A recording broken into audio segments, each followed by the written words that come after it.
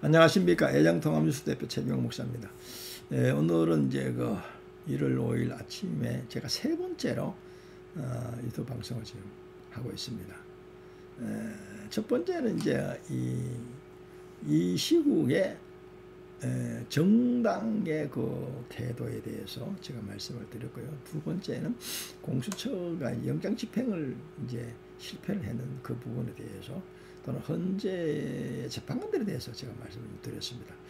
오늘은 이제 조금 더 상세하게 들어가서 헌재에서 그 지난번 두 번째 심리를 했는데 윤석열 대통령에 대해서 그 내용이 좀 특이한 게 많이 있어서 그 부분을 좀 언급을 해보고자 합니다. 먼저 이 탄핵 심판이 지금 너무 좀 빠르게 진행되고 있다. 이게 지금 그 윤석열 대통령의 대리인들입니다. 말입니다. 그런 반면에 이제 그 국회 측에서 정창래 의원이 그 대표죠. 거기 대리인단은 너무 늦어지고 있다. 그러고 있어요. 그래서 이제 그 이미선 재판관입니까? 헌법재판관이죠. 아니 12월 3일날 비상계엄을 했고 그날 탄핵을 아마 내가 알고 결의를 했는 것 같은데요.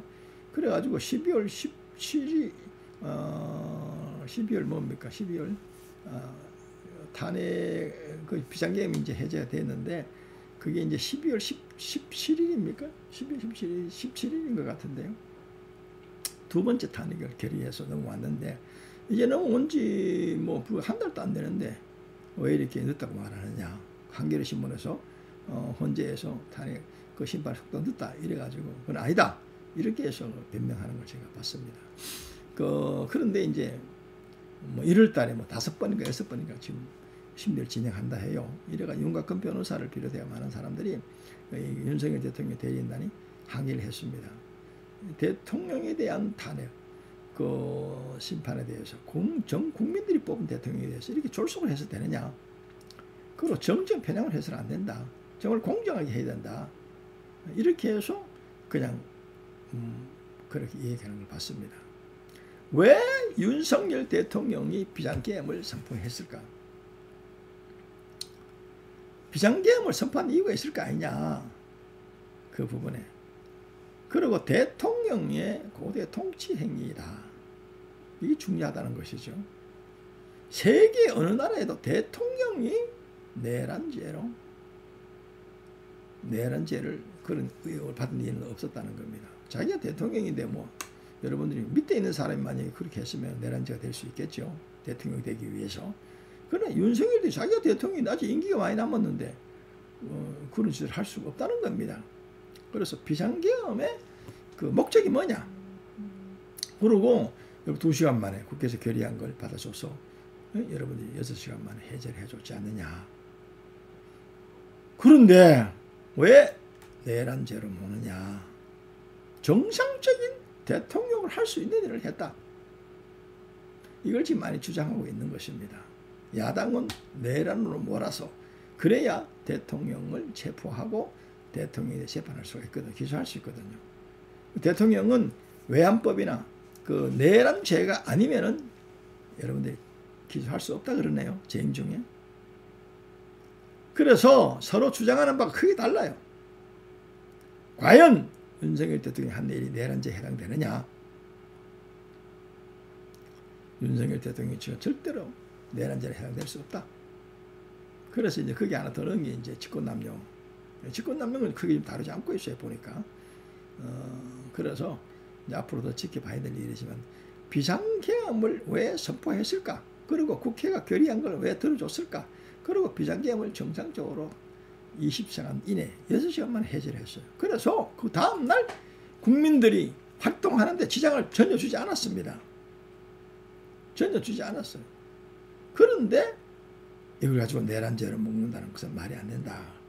지금 이렇게 말을 하고 있습니다. 그리고 윤곽근 변호사를 중심으로 해서 신중에 신중을 기해서 헌재에서는 판단해야 된다. 그리고 국회에서 탄핵소추의 그 원문을 보면은 내란죄가 들어가 내란죄를 이제 뺐다 그랬잖아요. 또 그러고 뭐 중국하고 북한하고를 배제시켰다.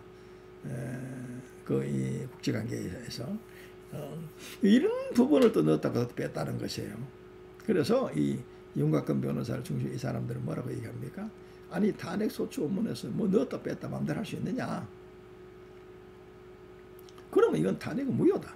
새로 국회에서 재의결 해가지고 와야 될 것이 아니냐?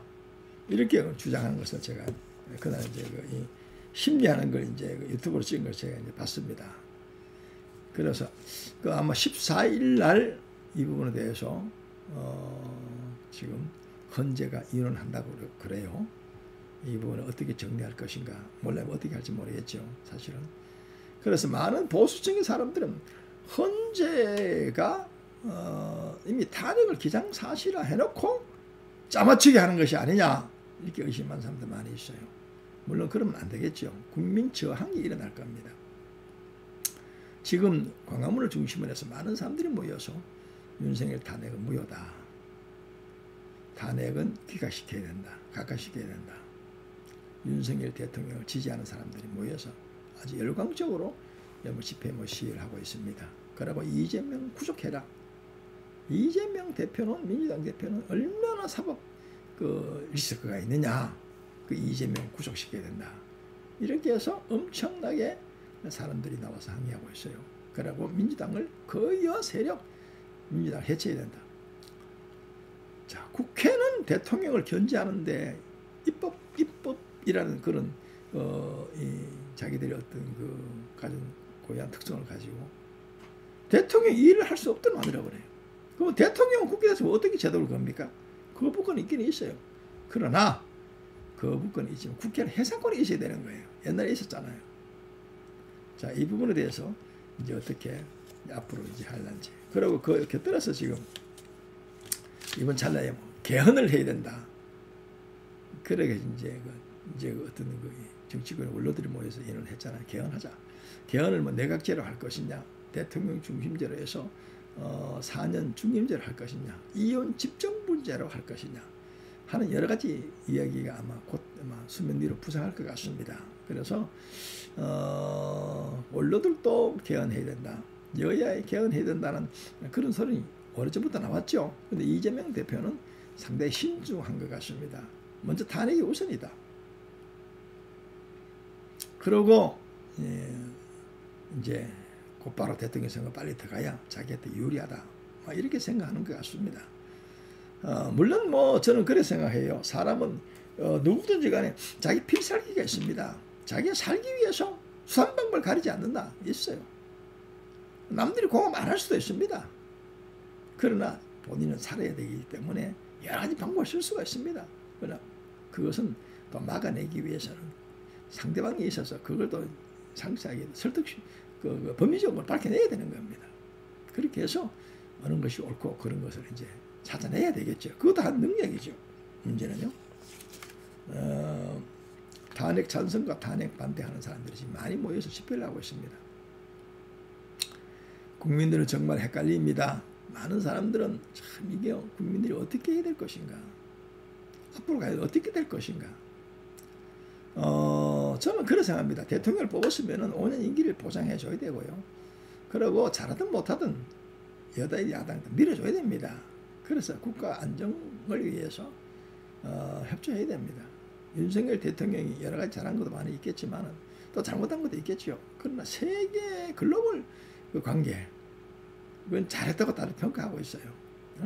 한미일 공조를 복원시켰지 않습니까? 사실 문재인 정부에서 한미일 공조가 좀 제대로 안 됐지 않습니까? 그런데 이제 윤석열 정부에서 한미일 공조를 제대로 지금 만들어 놨어요.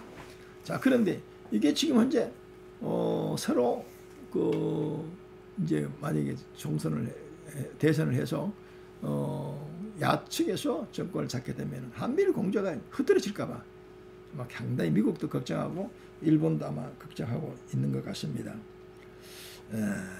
어쨌든 국내 정세가 상당히 불안하고 많은 사람들이 아주 걱정이 많습니다. 우리 교회 측에서도 상당히 좀 기도하면서 걱정을 많이 하고 있습니다. 국가와의 장래를 위해서 그 나라의 안정을 위해서 모처럼 우리가 경제가 지금 상승되고 여러 가지 세계적으로 이제 K 문화가 이제 상당히 지금 그 공감대를 이루고 있지 않습니까? K 산업이나 이런 시기에 이런 일이 벌어졌어요. 자, 그래서 매듭을 잘 지어야 됩니다. 결과가 중요하죠. 결과. 그리고 우리나라 사람들은 또 사건도 많지만 사건 메모리도 빨리빨리 더 잘 짓습니다. 그래서 세계가 보고 있어요. 대한민국이 과연 어떻게 이 문제를 수습할 것이냐. 여러분들, 저도 이제 목사이기 때문에 기도하고 또 제 나름대로 또 언론을 통해서 또 유튜브를 통해서 역할을 합니다. 저는 그렇게 생각합니다. 뭐 누구든지 또 광화문에 가서 집회에 나가서 외칠 수도 있죠. 그러나 그러지 못할 사람들은 기도하고 나라의 안정을 위해서 그 한국 대한민국의 나라의 평화를 위해서 화목을 위해서 기도하고 자기 나름대로 어떤 있는 자리에서 역할을 하면 되지 않겠나 하는 그런 생각입니다. 예, 예장통합뉴스 세계연구 목사입니다. 유튜브 여러분 알림, 구독, 좋아요 꼭 좀 눌러주시기를 부탁하겠습니다. 예, 감사합니다.